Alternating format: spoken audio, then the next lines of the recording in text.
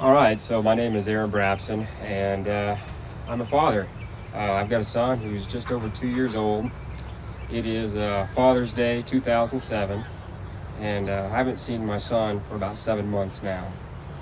My case is in Richmond, Virginia, Henrico County Court Systems down there. Um, I have been railroaded by the courts and the attorneys, by guardian ad litems who refuse to review information in cases. But to kick back and punt a little bit, my story began a little over 2 years ago. March 13th of 2005, my wife was 7 months pregnant with our first and only child, a boy-to-be. We were involved in a car wreck.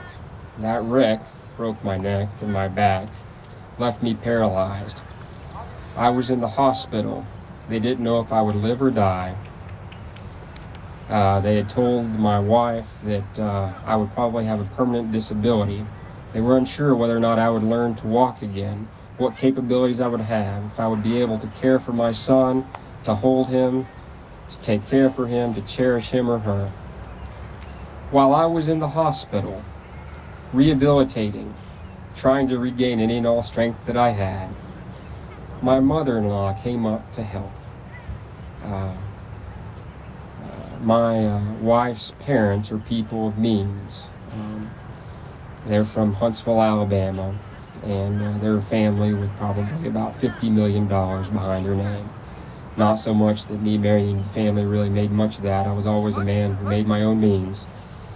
But they had the time, the money, the resources. And so my mother-in-law decided that her daughter deserved something better than to be married to someone who may have a disability, who may be in a wheelchair, who may be paralyzed, and did not want her grandchild to be growing up exposed to someone in a wheelchair. So while I was rehabilitating in Sheltering Arms Hospital, struggling and trying to work hard, waiting for my wife to come by and visit me, bring me fresh clothes, she didn't. She didn't come by. She's 8-9 months pregnant. No help. Just my own struggles in the hospital, waiting for my family, waiting for my pregnant wife to show up and comfort me, and she didn't, at the request of her mother. They planned and plotted that after she gave birth to the child, that they would leave me. And that's what they did. I struggled and tried as hard as I could. And I got out of the hospital, rehabilitative hospital, and I was there for my son's birth. And I was there with my wife side by side. And I helped deliver my son. To show how horrible the situation was, right at the moment of delivery, my mother-in-law, my wife's mother, butted into the delivery room, jumped in amongst the procedures, grabbed the surgical scissors, and cut the umbilical cord from my son, and didn't allow me to do that. I was struggling and I was in a lot of pain. I shouldn't have been out of the hospital, and I fought as hard as I could with the doctors to be there for my son's birth. And I was. My wife was suffering from horrible depression, as would anybody under the circumstances. Here she is, getting ready to give birth to her first and only child. Her husband, who was going to take care of her, is suddenly incapacitated in a wheelchair under lots of pain and not knowing what capabilities he may or may not have. I struggled, and I was a father to my son, my infant son. Complications after the delivery. I was the first person to hold my son for the first hour of his life, sitting in my wheelchair, when the doctors had told me that they weren't sure who I could handle or if I could handle a child. The doctor there handed my son to me, and for the first hour it was just him and I, as the medical doctors worked to stop the bleeding with my wife and help her. So the first hour of his life we spent together.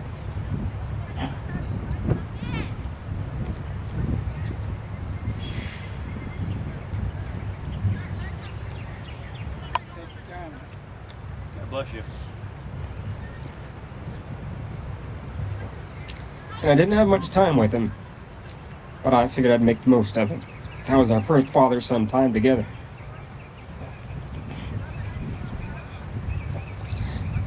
So I made the promise to him that I would learn to walk with him, and that would be our first father-son project. And as he crawled, I would crawl alongside him. And as he learned to walk, I challenged him to challenge me that I would do the same. 3 weeks after he was born, my wife, she attacked me, she beat me, she took our infant son, and she left the house. This was a planned event. How do I know it was planned? She had disconnected the phones in the house. She had taken my cell phone, she had taken my wallet, she had taken my keys. Our house was not fixed to be accommodated. There were no wheelchair ramps on the house. Nothing was made accessible to me. I was left lying on the floor next to my hospital bed. They had left, and on that weekend started calling my doctors and telling my doctors that I had gone crazy and they had to escape barely with their life. So Monday morning, when one of my rides showed up to take me to my rehabilitative hospital, as I was still in a day rehab program, struggling to regain abilities with my hands and any abilities I could, I showed up to the hospital, perplexed and unknown. I hadn't eaten in 2.5 days. I hadn't been cleaned in 4. I was dirty, I was tired, I was hungry, I was beaten. I didn't know where my wife was, I didn't know where my son was. I had no identification, no money, no medication. My wife had made fun arrangements for me as I showed up that day. And quickly I found myself being transported to the psychiatric intake of St. Mary's Hospital in Richmond, Virginia. Transported under guard to wait in the emergency room. Mind you, at this point, I had not eaten, I had not bathed, I had no identification, I didn't know what was going on, and I was in a lot of pain, both physical and neuropathic pain, emotional pain. All of that was being held from me. My doctors neglected to tell the doctors at this other hospital that I had suffered a spinal cord injury, that in fact my paralysis was real, and that I was in egregious amount of pain. I was not allowed to lay down. I was kept under armed guard as I waited in the ER for hours and hours on end. I had no way to communicate to anyone. Finally, a person in the ER, as I'd been pleading my case to the nurses, to the guards and whatnot, slipped me their cell phone. And with that phone, I made a fateful call to my younger brother, who was down in Louisiana. He'd never been to Virginia, he'd never been to Richmond. I told him what was happening. He said he'd be right there. He jumped in his car right that very minute, drove across the country as fast as he could, and found me there in St. Mary's Hospital. Asked them just what in the hell was going on, and explained to them the real situation, and they were shocked and surprised and dismayed to understand the reality of my medical condition. They examined me. They noted that I had been beaten. They put those in the charts. They said that would be, pushed on to Adult Protective Services. Jumping forward on that one item, it wasn't. They didn't do anything. My wife showed up later on. The hospital eventually refused to admit me and found me psychologically and psychiatrically completely competent and refused to admit me into the ward. They excused me from the hospital without even giving me a bed. So the whole time I was left waiting under false accusations, sitting there, and the whole time I was there, no one ever offered me any food, any water, any medicine. And no one could tell me where my son was. My wife showed up and asked just what the hell was going on and how come I wasn't being locked up in the funny farm. How come I wasn't being put away, because she knew I was crazy and she didn't understand why no one would act on that. And they told her that they were going to let me go. They knew the story, and I had told them what had happened to me. And the social workers and the psychiatrists there at that hospital cornered my wife and asked her where my son was. She couldn't answer them. She admitted to them that she had beat me, that she had hit me with the family vehicle while I was in my wheelchair, and that she had left me. She was allowed to leave and walk out of that hospital so much without being questioned by the police. The hospital said, we'll make arrangements. We'll make sure the proper authorities are notified with this information. They never were. It's been a fight to see my son ever since. I was left then. As I got home from the hospital, my brother took me back. I found out my wife had taken all our money, all our accounts. What she couldn't take, she froze. She cut me off our health insurance policy so I could no longer receive rehabilitative services. I had no car. I had no money. I had no transportation. I was living in a home without any accessibility. I'm in a wheelchair with dwindling medication, dwindling food. No idea where my wife is, no idea where my son is. Days turned into weeks, weeks turned into months. We both got attorneys. I begged and pleaded for money.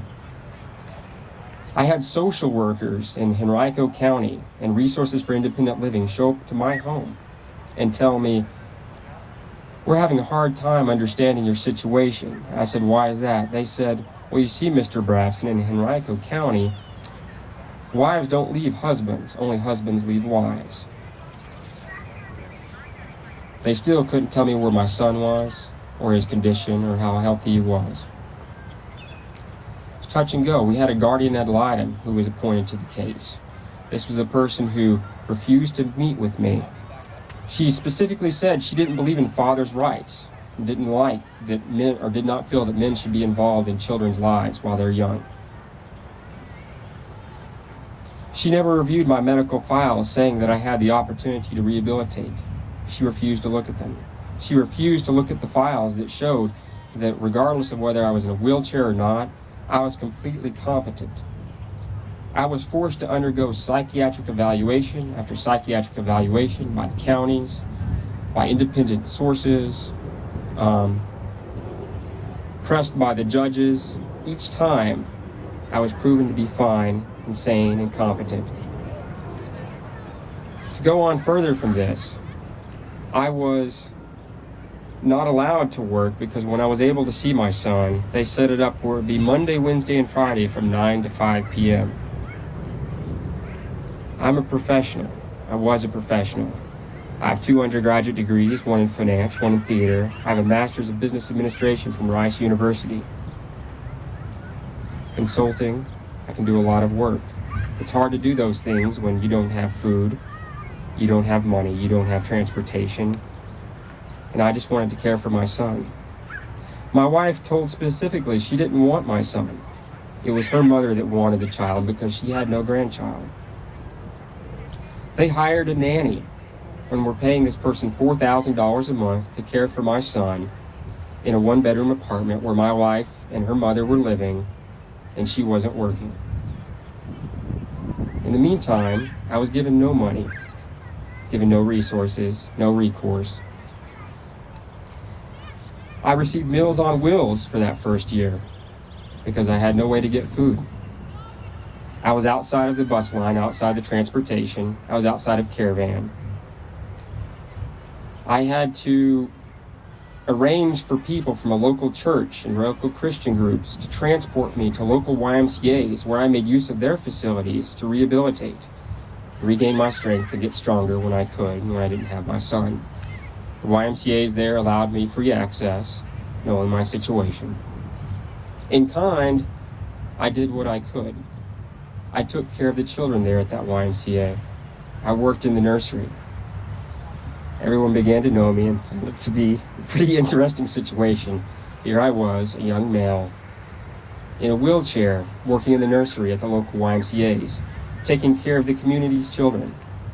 Family after family came to love me and only ask and request that their child, between 6 weeks old and 1.5 years old, be left with me. I had mothers who specifically changed their workout schedules so they would only work out and leave their children when I was there. I had these same families, a group of 10 to 15 different families, their children, who asked me and came to me and said, "Can you watch our children in your home? We trust you with our children. These are their infants, their children." During this same time, the courts refused for me to see my son without being watched by someone else. The guardian ad litem said that I was incapable, incompetent, mentally unstable, physically incapable, could not be trusted to take care of myself, let alone my child. When I had my son during those days, I was watching other people's children, up to 6 other infants at a time by myself. These people entrusted their infants to me. But yet the courts refused to entrust me with my own child. I tried to prove to the courts in any way I could that I could take care of my son. I became a CASA worker, a court-appointed special advocate, in the same court system. This same court system awarded me cases where I was awarded to look out for the best interests of not 1, not 2, but 3 children that were in a horrendous situation, a drug-filled, violent home, and I was the CASA worker to work their case. The courts appointed me to look after their best interests. This same court system refused to allow me to have access to my son without someone else being present. I find dark irony with this. How can the same court system, the same judges, award me to look out for the best interests of the children of the community? The community, through the YMCA and the churches, entrusted the children of the community to me, either at their facilities or at my home. But the guardian ad litem and the judge in my case refused to entrust my son to me for any time, ever at all, by myself, where I always had to be watched and always had to have someone with me. It's very perplexing to me. I could never make any sense of this. And no answers were ever given. I continued to rehabilitate, regain strength. Even though when I still couldn't walk fully and I could only use a wheelchair, I began teaching my son to walk. I began teaching him to swim. The local YMCA allowed this to happen. They said, if you feel fine and capable with getting in the pool, then we feel fine with you doing this, Mr. Brabson. We trust you. The courts refused to acknowledge this. They refused to ever send anyone down to see how I was exercising, what I was doing with my son, or that I was teaching my infant son to swim. More so to the point, I had other parents who they couldn't swim themselves came and asked me, no one special, a young father with a 1-year-old infant son, using a wheelchair, who I could barely walk when I could, using braces or a walker, to teach their perfectly capable children how to swim. I did that. I worked with their children in the pool. I had other mothers, single mothers, who would entrust their 2-year-olds, their 3-year-olds to me because no one ever taught them how to swim and they had no father figure for their son or their daughter. And they asked me, Mr. Brabson, can you teach our child how to swim? That meant a lot to me. It was very interesting to me to find that here I was, in a wheelchair, able to do this for them. And here are all these people entrusting their children to me, but yet the court systems and the guardian ad litem refused to see what I could do, refused to talk to these other parents, refused to see my capabilities and what I could do for my son. I taught my son to walk as I was teaching myself to walk. That was December of 2005, going through the spring of 2006. It is now June 2007. I stand before you now. Still to this day, the court systems have me labeled as completely disabled, incompetent, unable to walk, unable to take care of children. The guardian ad litem in the courts, through use of tactics by my wife's attorney, refused to acknowledge and had all information thrown out of my medical information, my capabilities, all the psychiatric evaluations that proved that I was perfectly fine and sane. And when I requested that she be evaluated, she never was.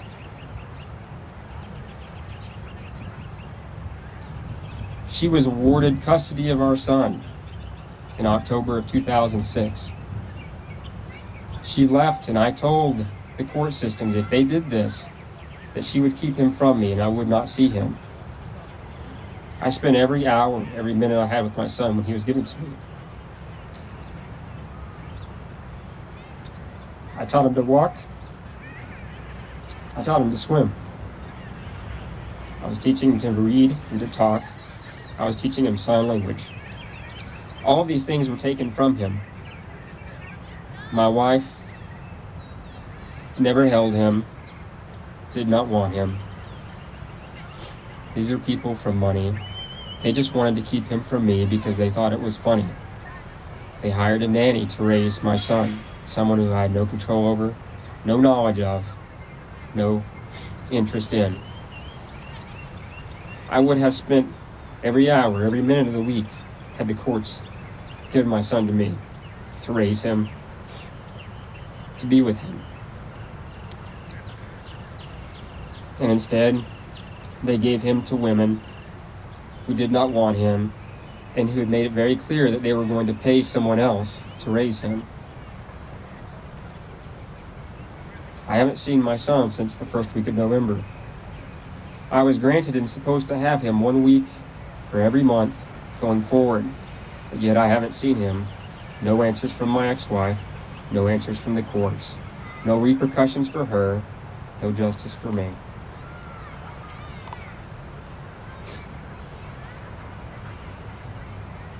She sent and continued to send and create all sorts of accusations about me, trying to create trouble for me, trying to take everything she can from me. We settled. I have a little bit of money. I have a home. I have a car now. I taught myself to drive without the help of anyone else. Even now, I had a modification I built for myself when my feet still wouldn't work correctly and I didn't trust my feet to work the pedals of the car. I made my own modifications to the vehicle because I had no money to pay for it and no one to help me, so I could operate the gas and brake myself and use them.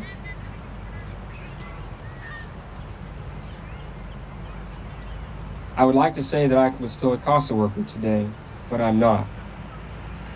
The courts and the judges in the case that I was involved in said time and time again in open court they appreciated my hard work and couldn't believe how hard and horrible of a case this was that was given to me, and they were impressed with the work that I did. When it came time for my own case to be heard and dealt with in the court systems, the guardian ad litem went to the courts and went to the CASA agency and told them that I needed to be removed because she felt it was an unfair advantage that I was now a CASA worker and I had a custody case in front of the court systems. I was removed from being a CASA worker. I'm an Eagle Scout. I've been a Scoutmaster. I'm a unit commissioner in the Heart of Virginia Council. I've been given lead to direct this youth organization and look out for the best interests for over 120 different boys and their families and their growth potential. I've been doing that for the past year and a half, whether I was in a wheelchair, in a walker, using a cane, or standing there. I am part of Big Brothers Big Sisters. I have a little brother, an 8-year-old boy whose father died when he was 2. I spend one day every week with him, unfettered, without anyone watching us, just him and I, taking him where we choose to go, and teaching him and helping him to grow as a boy, and hopefully one day as a man. I still take care of children in the Y, not because I have to, because I want to. I still help in the nursery. I still volunteer there. I take care of the children. And in all of these ways, even though the community and every nonprofit organization in town entrusts the children of the community to me to raise, to take care of, the same court system refuses to allow me to take care of and raise my own son, to see him, to hold him.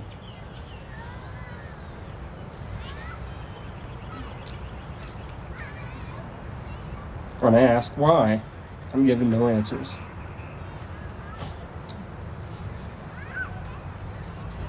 It makes no sense to me how these organizations, how I am given every opportunity to raise and take care of everyone else's child but my own.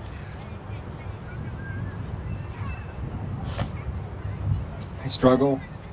I work. I've worked as a consultant. I've done a variety of work. My job now is I'm a job coach and an employment consultant. I've gone back to help those who helped me when they could. I work in the disability field. I work with other people with mental or physical disabilities and get them back to work. I work with the employers in the community and train these people that they can live a life and they can do well. And that's what I do. I can make my own hours. So if given time with my son, it's a completely flexible schedule. Again, these are people in the community who entrust those who no one else wishes to deal with or feel like they can help or take the time with to me. Those begotten, those forgotten, those who are mentally ill or physically problematic, people in wheelchairs. Because I've been there and I've done that. I've been chewed up by the system.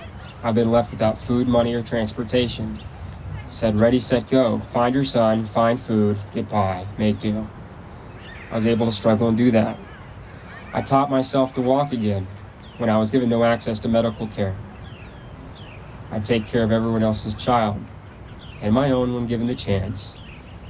But now those chances have been taken from me. I still take care of the rest of the community's children, but I don't know where my own son is, and no one else seems to care. I hope that one day my son will know the struggles